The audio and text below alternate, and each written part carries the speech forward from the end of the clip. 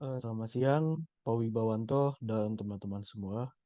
Kali ini saya akan menjelaskan mengenai UTS tentang keamanan internasional.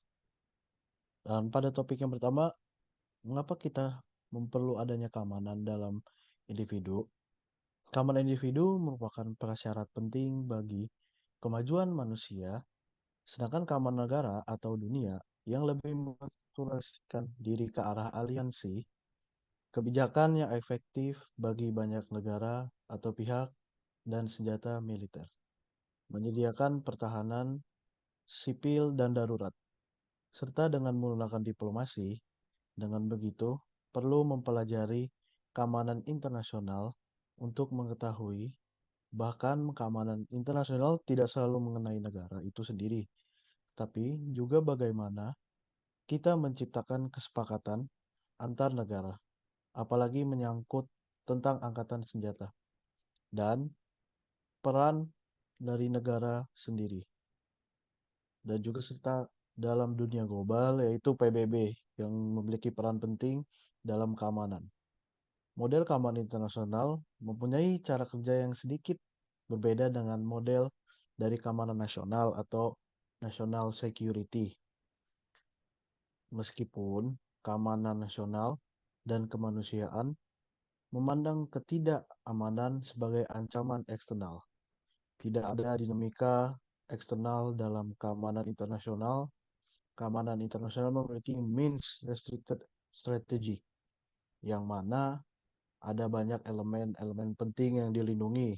Instrumen yang disingkat dengan DIME, DIME, serta cara-cara melakukannya dengan konsep strategi yang ada. Selanjutnya, pada keamanan nasional mempunyai sebuah hal penting, yaitu seperti yang saya sudah bilang, kekuatan militer, di mana kekuatan militer ini adalah sebuah faktor yang digunakan negara untuk merasa aman dari ancaman luar. Dengan adanya kekuatan militer untuk menjaga sebuah negara merasa aman, timbullah yang disebut sebagai national defense, yaitu mengacu pada pertahanan nasional. Semakin sebuah negara meningkatkan power daripada militer, mereka akan merasa aman dengan meningkatkan alutsista seperti tank, pesawat tempur, ataupun senjata nuklir. Dengan itu, sebuah negara akan merasa aman dari ancaman negara lain, ancaman luar, yaitu eksternal. Dalam konteks keamanan internasional, juga tidak hanya membahas soal militer saja, ada juga yang non-militer, yaitu seperti keamanan politik, keamanan ekonomi, dan keamanan sumber daya energi. Di Amerika, keamanan tersebut biasanya dibuat supaya tidak berfokus terhadap hal militer saja. Keamanan nasional ini, pada dasarnya, merupakan hal yang penting bagi kehidupan bernegara dan berbangsa. Sejatinya, agar rakyat tidak saling melakukan hal yang anarkis. Bila rakyat saling mempunyai tujuan yang sama, maka keamanan nasional itu akan tercipta. Jadi seluruh rakyat bersatu untuk meningkatkan keamanan supaya jadi negara-negara itu merasa aman. Seperti yang Pak Wiba jelaskan, kalau contohnya kita pergi malam di Ancol gitu, pakai celana pendek gitu kalau wanita, nah, itu membuat dirinya merasa tidak aman gitu kan akan mengundang hal-hal yang negatif dari ancaman dari orang lain kepada diri kita sendiri. Dan keamanan juga ditekankan bukan soal militer saja. Nah, yang terus selanjutnya kita membahas tentang tradisional. Negara aman jika militer kuat. Pak Wiba juga menjelaskan tentang teori realis yang key ingredient-nya adalah balance of power. Nah, pada keamanan nasional mempunyai sebuah hal penting yaitu kekuatan militer. Dengan adanya kekuatan militer muncullah national defense. Nah, dalam key konsep ada juga aliansi. Nah, aliansi adalah persetujuan atau kesepakatan bersama antara sebuah negara dengan negara lainnya untuk keamanan bersama dan juga bekerja sama dalam ekonomi maupun politik. Jadi aliansi itu terdiri dari negara-negara yang tergabung dan percaya bahwa kekuatan atau power itu akan meningkat dibandingkan negara yang tidak ikut beraliansi. Jadi misal Indonesia beraliansi dengan Amerika, nah Singapura tidak beraliansi, berarti Indonesia akan lebih kuat karena aliansi itu kan membantu dari Amerika Serikat membantu Indonesia. Jadi Singapura di sini kan tidak kuat karena dia tunggal gitu sendiri atau satu. Aliansi itu dapat berubah aliansi formal atau informal. Nah, aliansi formal sendiri itu adalah aliansi yang diakui secara publik melalui penandatanganan perjanjian di mana para penandatangan perjanjian untuk mempertimbangkan serangan terhadap salah satu dari mereka sebagai setara dengan serangan terhadap mereka semua. Seperti perjanjian Atlantik Utara organisasi yaitu NATO. Nah, National Atlantic Treaty Organization. Nah, sebagai contoh, aliansi yang formal itu, sementara aliansi informal kurang stabil, serta tidak bisa diandalkan secara mutlak seperti aliansi formal. Nah, karena berdasarkan perkataan pihak-pihak yang terlibat dan sedang berlangsung kerjasama di antara mereka. Yang terakhir, ini mungkin memerlukan antara lain latihan militer gabungan, berbagai informasi strategis, atau janji bantuan selama krisis militer. Aliansi informal bisa juga membentuk perjanjian rahasia antar pemimpin. Aliansi sendiri juga tidak selalu berbicara tentang keunggulan daripada negara-negara yang ikut dalam aliansi, tapi aliansi juga memiliki kelemahan, yaitu setiap negara juga mempunyai kepentingan nasional mereka sendiri atau yang biasa disebut dalam HI yaitu national interest atau kepentingan nasional. Jadi bisa saja kayak kepentingan nasional negara sewaktu-waktu dari pandangan yang berbeda karena national interest negara-negara itu tidak tidak yang sama gitu. Kalau sama kan bisa disebut dengan common interest gitu. Jadi maka hal itu membuat relasi antar negara semakin berkurang. Nah, jadi Pak Wiba menjelaskan di kelas juga anarkis sebelum tentu chaos gitu. Nah, kalau melalui teori konstruktivisme, anarki because you think it is. Jadi anarki bisa terjadi karena dari pikiran kamu bahwa kamu merasa itu anarkis itu akan terjadi. Ya, dalam dunia sekarang itu bergeser dari teori konstruktivisme sekarang menjadi teori liberalisme. Nah, Pak Wiba juga menjelaskan adanya juga just war teori. Jadi Pak Wiba menjelaskan war is bad, so we have to avoid the war. Jadi perang itu jelek atau mungkin buruk. Jadi kita sebagai manusia harus melewatkan atau mencuekkan perang. Kita menghindarkan perang gitu. Nah, dalam just war theory, Pak Wibo menjelaskan ada dua key ingredient atau key faktor yang penting dalam teori perang. Dan pertama ada just et bellum. Nah, just et bellum ini berfokus kepada tindakan sebelum peperangan. Jadi kayak kenapa perang itu terjadi, otoritasnya kita sebagai untuk melakukan perang gitu. Nah, yang kedua itu ada just in bello. Nah, just in bello itu di mana saat peperangan itu terjadi.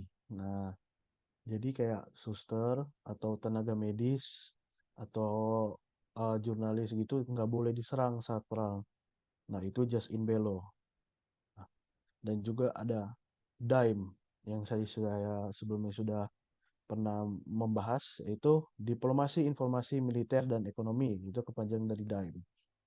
Nah, kalau tadi kan sudah membahas konstruktivisme yang sudah bergeser sekarang menjadi liberal. Nah, liberalisme itu sendiri itu berfokus kepada common interest. Nah, tadi kan saya sudah bahas national interest, di mana itu national interest itu kepentingan nasional.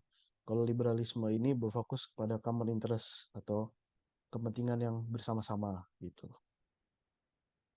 Nah, selanjutnya dalam hubungan internasional, state is the unitary actor. Nah, di mana kalau dalam keamanan internasional sendiri sama the state as an object of security dalam buku ini, dalam buku Beriguzen ini, bahwa negara tidak sama jenisnya dengan sebuah objek sebagai individu. Dan karena itu, analogi antara state dan individu tidak boleh disamaratakan. Jadi state sendiri, individu sendiri. Nah, dalam buku ini juga bahwa keamanan harus dilihat di berbagai sektor. Karena termasuk militer, politik, ekonomi, sosial, dan keamanan lingkungan. Dalam perspektif yang lebih luas ini, negara hanyalah salah satu dari banyak objek keamanan individu, komunitas, dan bahkan aktor non-negara juga dapat menjadi objek masalah keamanan, menekankan bahwa keamanan individu dan masyarakat harus diperhitungkan di samping masalah keamanan negara tradisional. Dan dalam buku ini juga dijelaskan ada 3 model dalam state. Yang pertama itu the idea of state, jadi pemikiran daripada negara itu sendiri. Nah, jadi saya jelaskan bahwa komponen paling tidak dimiliki pola dari model tersebut, tetapi dalam arti juga yang paling sentral gitu. Dengan memiliki tujuan adalah membedakan gagasan negara dari batas fisiknya dan lembaga. Nah, yang kedua, selanjutnya the institution of the state. Lembaga-lembaga negara terdiri dari seluruh pemerintah, termasuk legislatif, administratif, yudikatif, dan badan hukum prosedur mereka beroperasi. Yang kedua, the physical base of state.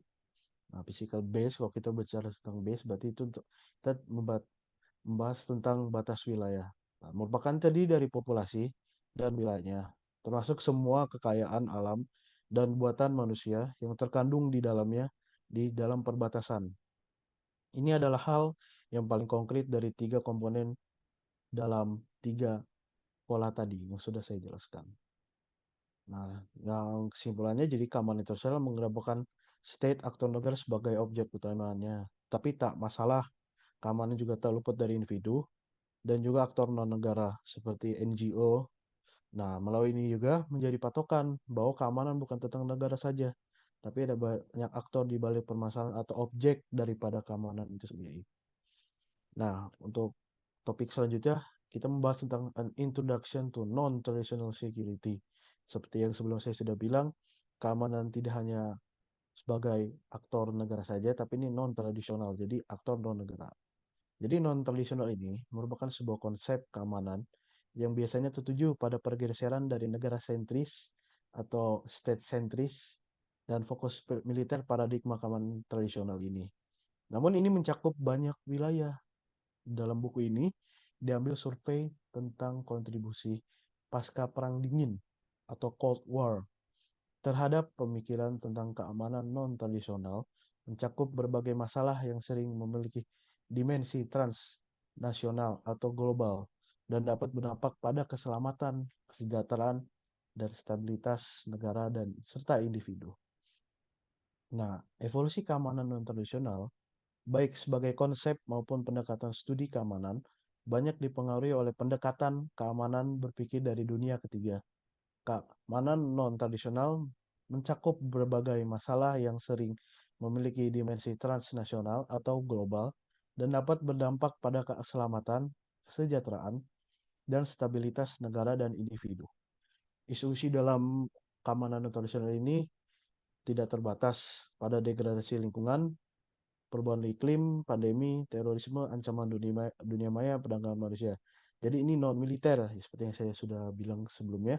Keamanan tradisional itu membahas tentang apa militer saja, tapi ini non tradisional. Nah, keamanan tradisional mengakui bahwa keamanan di dunia modern tidak semata-mata ditentukan oleh kekuatan militer, juga oleh interaksi faktor-faktor kompleks yang memerlukan pendekatan kooperatif dan beragam yang melibatkan pemerintah, organisasi internasional, organisasi non-pemerintah, dan berbagai pemangku kepentingan untuk ditangani secara efektif. Nah, di dalam security, kesimpulannya tidak hanya membicarakan tentang keamanan tradisional yang pada umumnya membicarakan militer seperti mengangkat senjata atau peperangan seperti Afghanistan dan Amerika. Nah, karena tidak fokus terhadap paradigma militer saja dan tadi saya sudah jelaskan ada juga keamanan non tradisional yang membahas tentang di luar non-militer.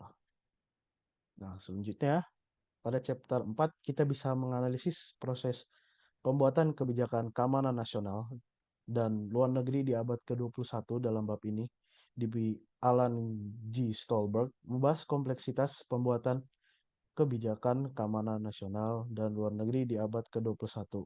Hal ini menggambarkan perbedaan antara kebijakan dan strategi, serta pentingnya keselarasan di antara keduanya. Stolberg juga membahas pentingnya mengidentifikasi dan menentukan kepentingan nasional, serta pertimbangan politik domestik. Dia menguraikan tingkat intensitas kepentingan, survival, vital, penting dan periferal.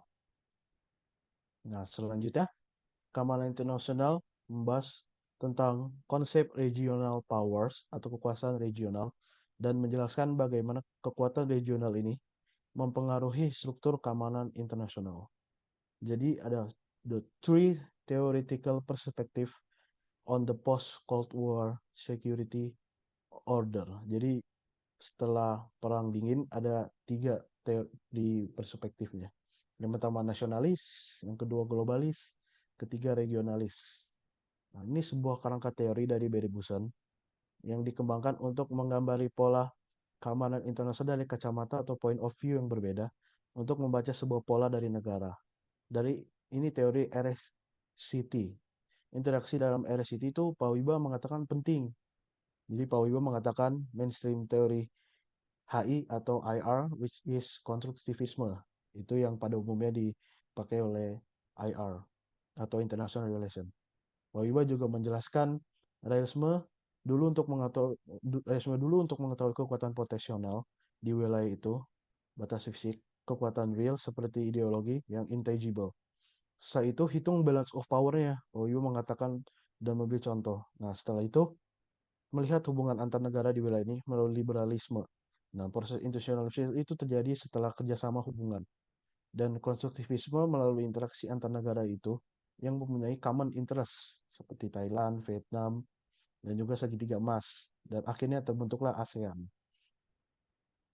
Waktu ASEAN dibentuk tahun 67 itu konstruktivisme, Pak Wiba katakan. Dan juga Pak Wiba mengatakan ASEAN itu common market. Dan juga ada social constructivist theory of reality yang membentuk identitas baru yaitu region-region itu sendiri. Walaupun menurut teori realisme top down, tapi Pauyo mengatakan buatlah struktur keamanan internasional itu bottom up. Di sekian saja presentasi saya tentang atau menjelaskan saya tentang keamanan internasional. Sekian dan terima kasih.